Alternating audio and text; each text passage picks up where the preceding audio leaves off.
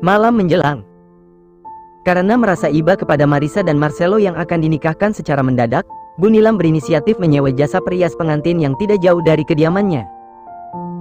Sebelum merias Marissa, terlebih dahulu perias itu mendadani Marcelo. Tidak butuh lama untuk membuat lelaki itu menjadi lebih tampan, cukup teplok sedikit bedak ke wajah tampannya dan merapikan rambutnya. Kini Marcelo jauh lebih baik, walaupun setelan kemeja yang dikenakannya sekarang hanya setelan biasa. Setelan milik Fatan yang harganya jauh di bawah milik lelaki itu. Selesai berhias, Marcelo duduk dengan gugup di ruang utama kediaman Bu Nilam. Ruangan yang akan menjadi tempat terselenggaranya pernikahan Marissa dan Marcelo malam ini. Ia duduk bersama Fatan yang terlihat sedih. Ya, karena malam ini Marissa akan menjadi milik Marcelo seutuhnya. Selamat ya, Tuan Marcelo. Mungkin Marissa memang ditakdirkan menjadi jodoh Anda, ucap Fatan tersenyum kecut mengulurkan tangannya kepada Marcelo. Marcelo menatap tangan Fatan yang mengulur di hadapannya. Ia ikut tersenyum kecut kemudian menyambutnya. Terima kasih, tetapi aku tidak tahu harus bahagia atau bersedih karena aku tidak pernah terpikir untuk menikahi Marissa, Fatan. Aku tidak menyangka, dari seorang ayah dan sekarang aku harus menjadi seorang suami untuknya, tutur Marcelo. Semoga kalian selalu bahagia dan langgeng sampai kakek nenek. Jangan lupa, bikin anak yang banyak, ya. Biar hidup kalian menjadi lebih berwarna.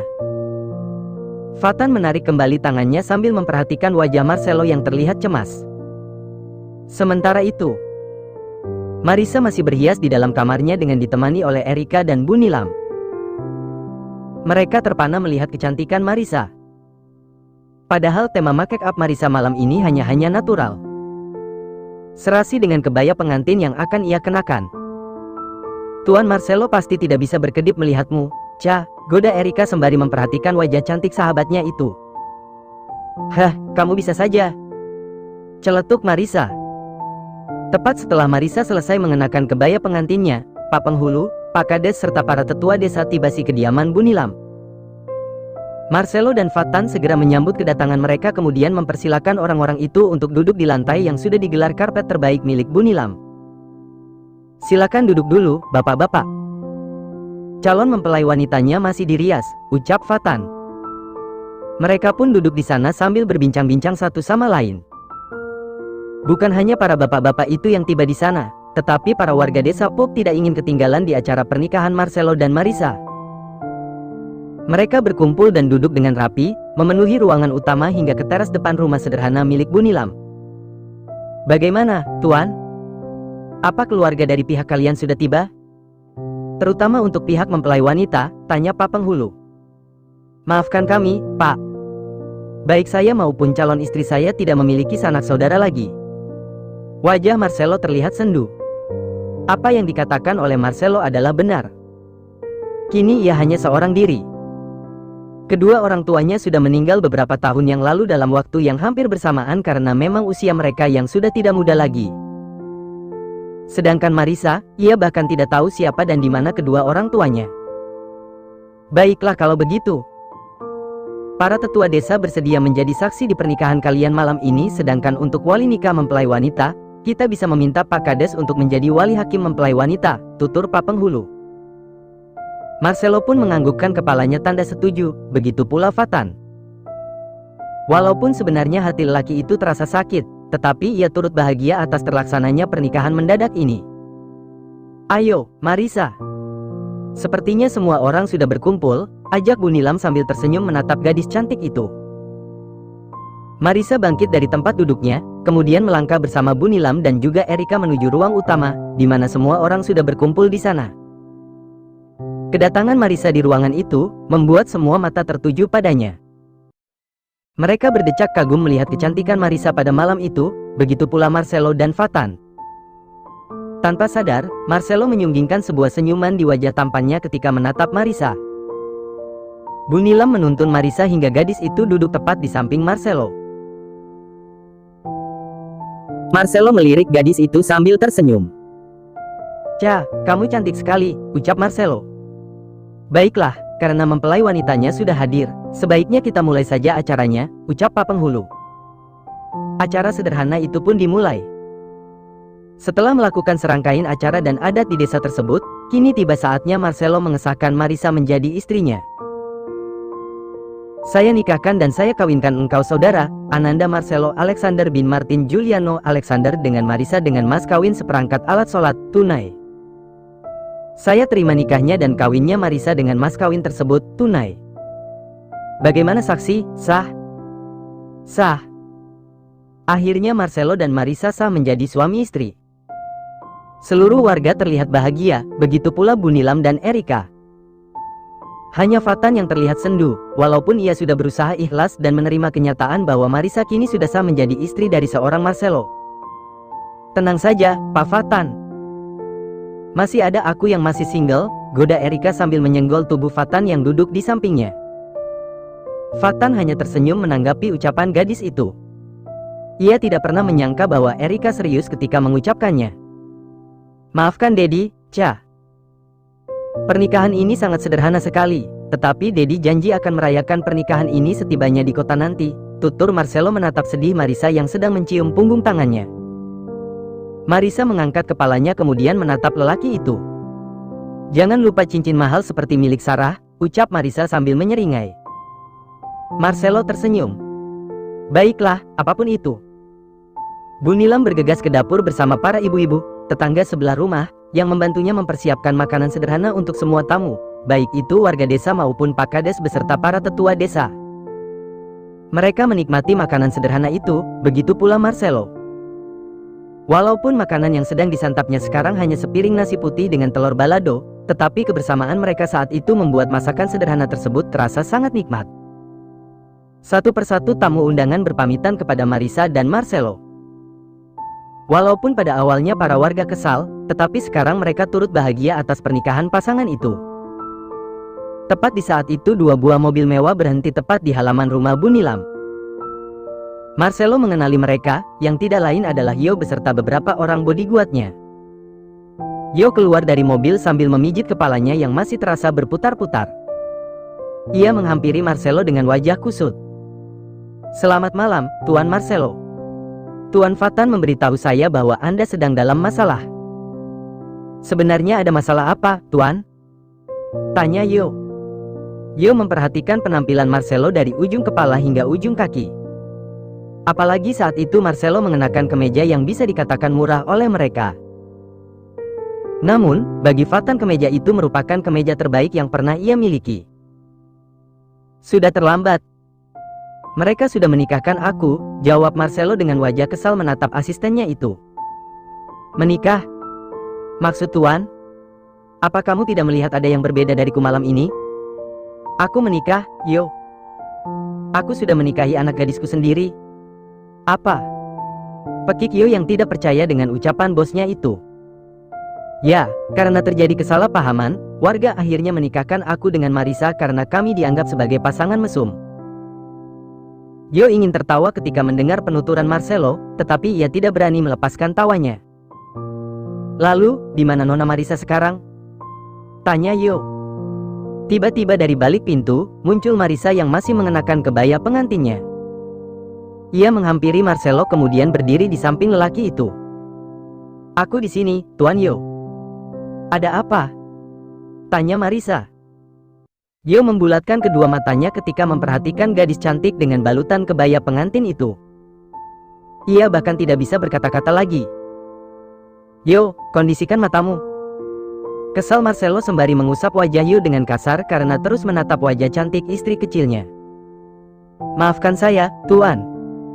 Yo, sebaiknya kita kembali malam ini juga. Aku tidak ingin menyusahkan Bu Nilam lebih lama lagi, ucap Marisa. Apa? Pekik Marisa. Marisa tidak percaya bahwa Marcelo bisa memutuskan kepulangan mereka secepat itu. Padahal ia masih ingin menikmati desa itu lebih lama lagi. Ya, Ca. Kita kembali malam ini juga. Selain tidak ingin menyusahkan Bu Nilam, Dedi juga sudah tidak punya nyali menampakkan wajah Dedi kepada warga desa ini. Dedi benar-benar malu. Lagi pula kita harus secepatnya mengurus pernikahan kita, kan? Tutur Marcelo. Tapi Marisa mencoba menolak, tetapi sepertinya tidak mungkin. Marcelo tetap teguh pada pendiriannya, ingin membawa Marisa pulang bersamanya ke mansion. Sebaiknya bersiaplah, Cha. Marcelo menatap lekat mata gadis itu sambil mengelus pundaknya dengan lembut. Dengan berat hati, akhirnya Marisa pun menyetujuinya dan bersiap-siap untuk pulang malam ini juga. Sebenarnya bukan hanya Marisa yang tidak setuju, Yo pun tidak menyetujui keputusan Marcelo untuk pulang malam ini. Ia baru saja tiba di desa tersebut dan butuh istirahat barang sejenak. Namun, jika Big Boss-nya sudah bicara, maka ia pun tidak bisa menolaknya. Marisa melangkah gontai memasuki rumah sederhana milik Bu Nilam. Ia menghampiri wanita parubaya itu dengan wajah lesu. Saat itu Bu Nilam duduk di kursi yang ada di dapur bersama Erika dan Fatan. "Bu, sapa Marisa." "Ada apa, Nak? Kok wajahnya murung begitu?" tanya Bu Nilam. Marisa meraih sebuah kursi kosong kemudian duduk di samping Bu Nilam. "Bu, sepertinya Marisa dan Tuan Marcelo akan kembali malam ini juga. Dia tidak ingin menyusahkan Bu Nilam dan Pak Fatan dengan kehadiran kami di sini," lirih Marisa. Bu Nilam membulatkan matanya. Selama ini ia sudah menganggap Marisa seperti anaknya sendiri dan ia tidak siap jika gadis itu pulang secepat ini. Ia melirik Marisa yang kini meletakkan kepala di pundaknya. "Tapi, Nak, kenapa secepat ini? Tidak bisakah kalian tinggal 1 atau 2 hari lagi di sini?" ucap Bu Nilam sambil mengelus pipi gadis itu. "Ya, kenapa harus secepat ini, Marisa?" tanya Fatan yang juga tidak kalah terkejutnya. "Ini sudah jadi keputusan Tuan Marcelo dan Marisa bisa menolaknya, Bu." Bu Nilam menatap sedih kepada gadis itu sambil membuang napas berat. "Baiklah, kalau begitu, Nak. Ibu pun tidak bisa memaksa kalian untuk tinggal lebih lama lagi di sini. Tapi, jangan lupakan ibu ya, Nak. Sering-sering ajakin suaminya main ke sini." "Terima kasih banyak, Bu." Karena selama ini Bu Nilam sudah berbaik hati bersedia membantu Marisa. Mata Marisa berkaca-kaca ketika mengucapkannya dan hal itu membuat Bu Nilam ikut terharu. Wanita parubaya itu segera memeluk tubuh Marisa dan mereka pun menangis haru bersama. Sedangkan Erika terharu sendiri. Ia menyandarkan kepalanya di bahu Fatan sambil terisak. Namun, karena Fatan tidak juga menghiraukannya, maka ia pun kembali berucap kepada Pak dosen tampan itu. "Pak Fatan, aku ini sedang sedih loh, Pak. Coba peka dikit napa," ucapnya. Fatan menoleh kepada gadis itu kemudian terkekeh pelan. "Pelukan saja sana sama mereka," jawabnya. "Ya, Tuhan. Pak Fatan, Anda benar-benar menyebalkan," kesal Erika. Sementara itu di teras rumah Bu Nilam, Marcelo masih berbincang bersama Yo, sedangkan para bodyguard sudah siap membawa bos mereka kembali ke kota. "Yo, aku bingung bagaimana caraku memperlakukan Marisa mulai dari sekarang. Karena saat ini status Marisa bukan lagi sebagai gadis kecilku, melainkan sebagai seorang istri. Apakah aku harus melakukan hal itu juga bersamanya, Yo?" tanya Marcelo sambil memijit pelipisnya. Kepalanya terasa pusing saat memikirkan hubungannya bersama Marisa. "Tentu saja, Tuan. Bukankah Nona Marisa sudah sah menjadi istri Anda dan hal itu sudah menjadi kewajiban Anda sebagai suaminya?" sahut Yo mantap. "Oh Tuhan. Bagaimana cara memulainya, Yo? Aku ragu bisa melakukan hal itu bersamanya." Yo tidak menjawab. Ia hanya menggelengkan kepalanya perlahan sambil menatap bosnya yang sedang kebingungan. Setelah Marisa selesai berkemas, ia dan Marcelo pun segera berpamitan kepada Bu Nilam dan Fatan. "Sering-sering main ke sini ya, Nak." Bu Nilam dengan mata berkaca-kaca memeluk dan juga menciumi puncak kepala gadis itu. "Tentu saja, Bu. Marisa janji akan main-main lagi ke sini." Marisa melerai pelukannya sambil tersenyum hangat kemudian melirik Marcelo yang berdiri di sampingnya. "Benar, kan, Dad?" "Ya, Bu Nilam. Kami pasti akan berkunjung lagi ke desa ini," sahut Marcelo. Setelah berpamitan kepada Bu Nilam dan Fatan mereka pun segera berangkat. Bu Nilam melambaikan tangannya hingga rombongan mobil Marcelo menghilang dari pandangannya. "Sudahlah, Bu. Jangan sedih, masih ada Fatan dan Erika di sini," ucap Fatan sembari menuntun Bu Nilam memasuki kediamannya. "Tapi, besok, kan kalian bakal pulang juga, itu artinya ibu sendirian lagi." Bu Nilam terisak sambil melangkahkan kakinya. Erika dan Fatan saling bertatap mata dengan tatapan sendu. Mereka merasa iba kepada Bunilam setelah mendengar penuturan wanita parubaya itu. Sementara itu di dalam mobil Marcelo. Sekarang aku harus memanggilmu dengan sebutan apa? Tetap Dedi atau ada sebutan baru untukmu? Tanya Marisa tanpa menoleh sedikit pun kepada lelaki itu. Marcelo tersenyum tipis sambil memperhatikan gadis itu.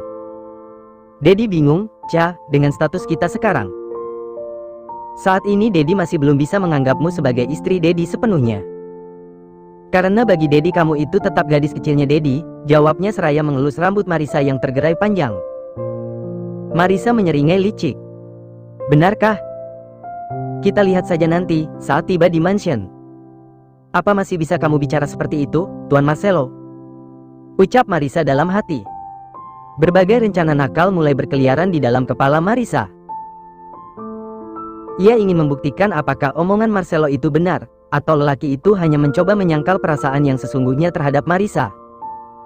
Marisa menoleh kepada Marcelo kemudian menyandarkan kepalanya ke pundak lelaki itu. Tapi, bagiku, Dedi adalah suamiku sekarang. Jadi, Marisa menggigit bibir bawahnya dengan gaya sensual sembari meletakkan tangannya ke atas paha Marcelo kemudian mengelusnya dengan lembut. Marcelo menegang menatap gadis kecilnya yang sudah berani nakal. Ia menelan saliva dengan susah payah sembari menahan hasratnya sebagai seorang laki-laki. Jadi, tanya Marcelo yang setengah mati menahan senjatanya agar tidak bangun. Apalagi saat ini, tangan gadis itu dengan sengaja menyenggol-nyenggol benda keramatnya. Jadi, Marisa mendekatkan bibirnya ke telinga lelaki itu. Bolehkan sekali-sekali aku minta hakku sebagai seorang istri? Sambungnya sembari menyentuh ujung dan telinga Marcelo dengan lidahnya. Seketika seluruh bulu tubuh Marcelo berdiri. Ia benar-benar tidak sanggup menahan godaan dari gadis kecilnya itu. Namun, egonya pun tidak kalah besar dari hasratnya. Ia tetap mencoba mengelak perasaan yang sesungguhnya kepada Marisa. Nanti, Ca. Jika Dedi sudah siap untuk melakukannya bersamamu, jawabnya. Marisa berpaling dari Marcelo sambil menekuk wajahnya. Ia sangat kesal mendengar jawaban lelaki itu. Suasana di mobil itu menjadi hening ketika Marisa dan Marcelo memutuskan untuk tidak bicara sepatah kata pun lagi. Hanya suara deru mobil yang terdengar, hingga akhirnya pengantin baru itu pun tertidur dengan posisi saling bersandar. Marisa bersandar di pundak Marcelo, sedangkan lelaki itu bersandar di sandaran jok mobilnya. Tak terasa, pagi pun menjelang. Mobil yang membawa Marisa dan Marcelo sudah tiba di kota tempat tinggal lelaki itu. Kita sudah sampai di mana, Yo? Tanya Marcelo pelan sambil mengucek matanya. Ia tersenyum melihat Marisa yang masih tertidur nyenyak di pundaknya. Sebentar lagi kita tiba di mansion, Tuan, sahut Yo. Syukurlah, aku sudah lelah dan ingin segera berendam di bathtub kesayanganku. Tak berselang lama, gadis itu pun terbangun dari tidurnya. Ia merentangkan tangan untuk merenggangkan otot-otot tubuhnya yang terasa kaku karena duduk dengan posisi yang sama dalam jangka waktu yang lumayan lama. Marisa memperhatikan sekeliling jalan dan ia tahu bahwa sekarang ia sudah berada ke kota. Ah, akhirnya! Seru Marisa. Kembali ke desa, di mana Fatan bersiap-siap untuk kembali ke kota dan mengantarkan Erika kembali ke rumah orang tuanya. Mereka sengaja memilih pulang di siang hari, agar tadi malam mereka bisa beristirahat dengan tenang. Fatan tidak ingin mengambil resiko kelelahan seperti pasangan Marisa dan Marcelo. Baru saja Fatan selesai meletakkan barang-barang bawaan Erika ke dalam bagasi mobilnya. Tiba-tiba saja sebuah mobil mewah berwarna putih berhenti tepat di depannya. Fatan memperhatikan mobil itu dengan seksama. Ia begitu penasaran, mobil milik siapa itu? Tak menunggu lama, pintu mobil itu pun terbuka dan nampaklah seorang laki-laki parubaya dengan mengenakan setelan jas berwarna hitam. Lelaki itu mengulurkan tangannya kepada seorang wanita yang masih duduk di dalam mobil. Ia membantu wanita yang merupakan istrinya keluar dari mobil tersebut.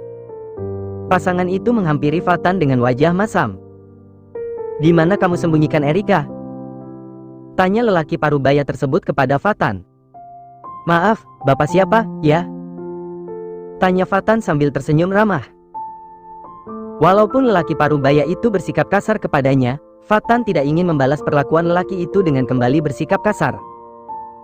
Aku adalah ayah dari Erika, gadis yang kamu bawa kabur ke desa terpencil ini. Kesal lelaki itu. Fatan terkejut bukan main setelah mendengar ucapan lelaki itu.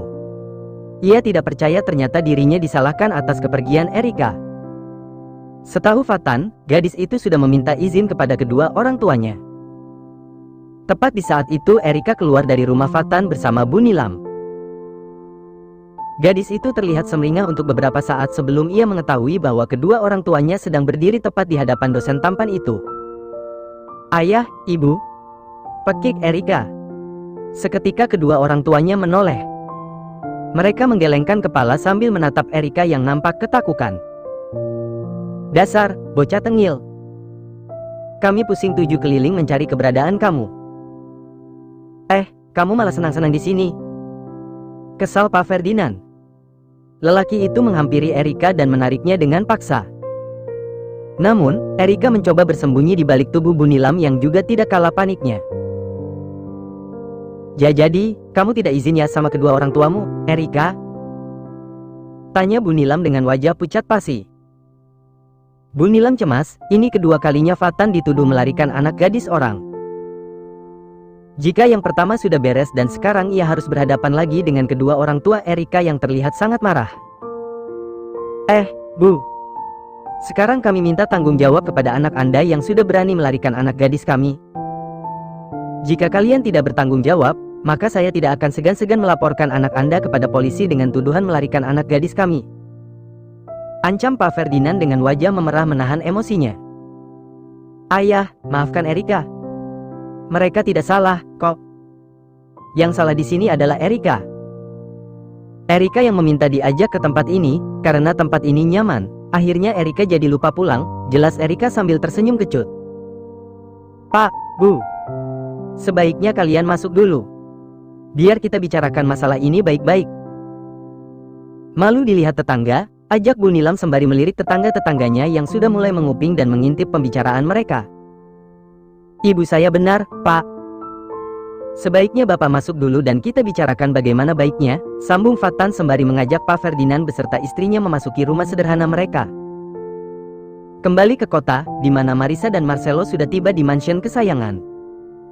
Marcelo tersenyum lebar ketika pertama kali menginjakkan kakinya di sana.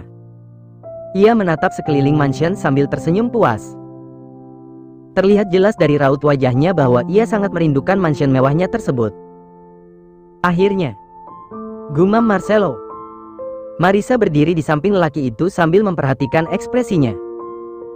Sebenarnya Marisa jauh lebih tenang tinggal di desa dibanding tinggal di mansion milik Marcelo. Ada beberapa kenangan yang membuatnya kurang nyaman berada di tempat itu. "Mari, Marisa," ajak Marcelo. Marisa menautkan tangannya ke lengan Marcelo dan mereka pun melangkah bersama memasuki ruangan megah itu. Para pelayan membungkuk hormat ketika Marcelo dan Marisa melewati mereka. Mereka turut bahagia, akhirnya bos mereka berhasil membawa pulang gadis kesayangannya. Sekarang Dedi mau istirahat dulu ya, Ca. Kamu pun juga." "Jadi, selamat beristirahat," ucap Marcelo sembari mengelus pipi Marisa dan bersiap masuk ke dalam kamarnya. "Maafkan saya, Tuan Marcelo. Apa Anda lupa sesuatu?" Marisa melenggang memasuki kamar lelaki itu lebih dulu. Marcelo kebingungan dan terus memperhatikan gadis itu. "Bukankah sekarang aku adalah istrimu, Tuan Marcelo? Itu artinya, kamar ini adalah kamarku juga. Jadi, mulai sekarang aku berhak mengatur kamar ini dan seluruh mansion ini, bagaimana?" ucap Marisa sambil menyeringai menatap Marcelo. Marcelo terkekeh setelah mendengar ucapan anak gadisnya yang sok-sokan mau menguasai mansionnya. Ia menghampiri gadis itu kemudian mengelus wajahnya yang putih mulus. "Ambil saja semuanya, Ca. Apapun yang aku miliki adalah milikmu juga," ucapnya. Marcelo melenggang pergi sembari melepaskan kancing kemejanya menuju kamar mandi. Lelaki itu ingin segera membersihkan dirinya yang sudah terasa gerah. Namun, sebelum Marcelo meraih gagang pintu kamar mandi, Marisa kembali berucap padanya. "Termasuk dirimu, Tuan Marcelo." Marcelo sempat terdiam, tetapi hanya sebentar. Setelah itu ia kembali meneruskan langkahnya memasuki kamar mandi sambil terkekeh. Kelihatan dari punggungnya yang mulus itu bergerak turun naik. Marisa mendengus kesal kemudian keluar dari kamar itu. Ia melangkahkan kakinya menuju ruang utama sambil berteriak memanggil-manggil nama Yo. Om Yo.